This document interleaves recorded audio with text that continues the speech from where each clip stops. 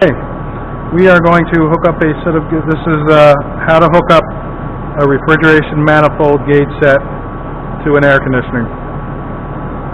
So, we want to start out and make sure there's no refrigerant in any of our hoses. Okay, and then we want to make sure that they're tight. And our pressures are pretty much reading. I'm just going to zero them out just to do it. And we want to make sure our valves are both closed. The only time you use the valves is if you're adding or removing refrigerant. You do not need the valves in order to hook your gauge set up. So, the blue is our low side, our red is our high side, low side, high side. Blue is for colder, red is for hotter.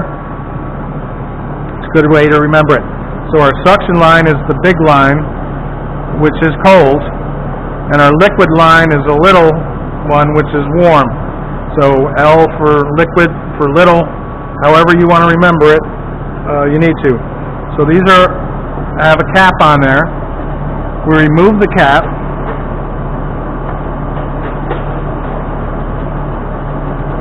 And you want to make sure you put these caps somewhere where you don't lose them.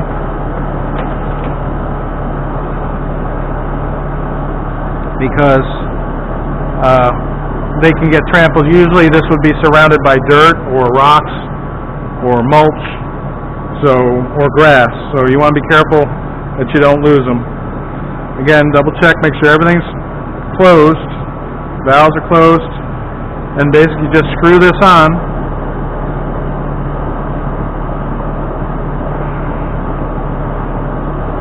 And now the refrigerant is traveling through the hose, right up through here and into my gauge set, and I'm now reading 124 psi G, and this is a 410A system, and that's equivalent to 42 degrees is the temperature of that refrigerant.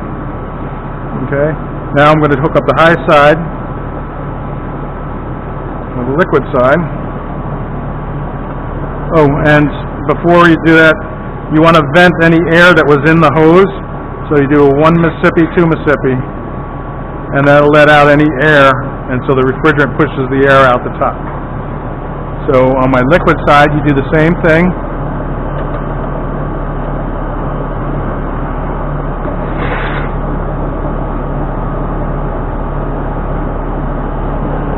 Now each one of these hoses holds about an ounce of refrigerant. So 1 Mississippi, 2 Mississippi.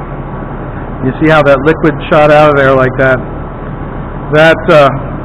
So an ounce of liquid is a whole lot different than an ounce of gas. And so you're actually, and we only have, I took down the system here, I have 54 ounces of 410A in there. Now if you have 54 ounces of 410A and you lose 2 ounces each time, or it would be more like the ounce of liquid.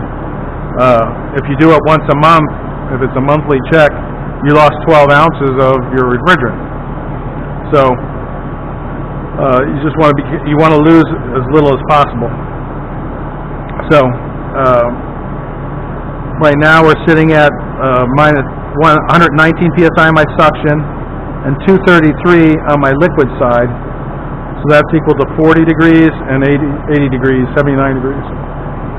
So, and that's how you, then you would check your superheat would be the temperature of your pipe minus the temperature of the refrigerant. And your subcooling would be the same thing, the temperature of the pipe, that would be subtracted from the temperature of your refrigerant. So, that's pretty much the basic way to hook up a set of gauges. Like I said, all you're doing is getting readings. You're not adding or removing refrigerant. You leave those valves alone. Okay, now to unhook them, you just simply unscrew it. And once you're done, see that the check valve that's built into this hose has trapped that refrigerant in the hose. and I want to go ahead and put my hose back in its parking spot there, because you don't want to, again, you don't want to drop it in the dirt. And this hook is for hanging your gauges wherever you can, and or like you've seen, I've rested them on the pipes and stuff. So we take the liquid off.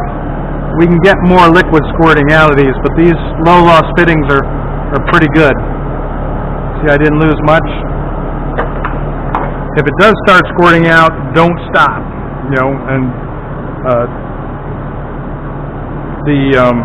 unless it's like really blowing out. So what I like to do is I like to save that liquid refrigerant, because this hose is full of liquid refrigerant. So I'm going to go ahead and screw that onto my low pressure side, and it's going to suck the liquid back into the machine. As you watch the pressure here,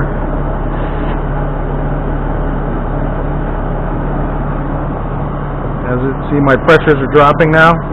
So that's being sucked back into the refrigerant. It's actually just going that way. Alright, so when it stops going down, then we simply unhook our hose again.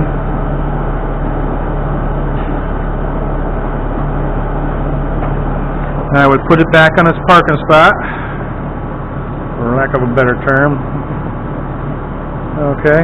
And put my caps back on. You always put your caps back on.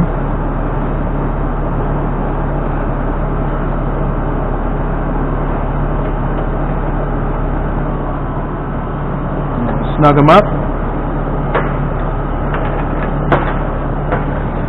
And that is how to hook up a set of manifold gauge set and how to disconnect. Thank you.